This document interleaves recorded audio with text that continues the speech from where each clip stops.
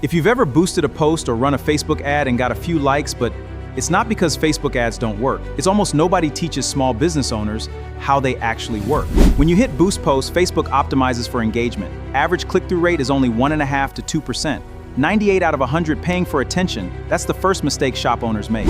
The second mistake is targeting too broad. Everyone in Lagos is not a target audience. The algorithm needs a signal, like interests, to find people who actually buy, not just people who live nearby. The third mistake is judging too early. Facebook ads need time to learn who converts. Killing an ad early is like closing a shop 5 minutes after opening. Give it time until the sales come. So here's what actually works. Objective.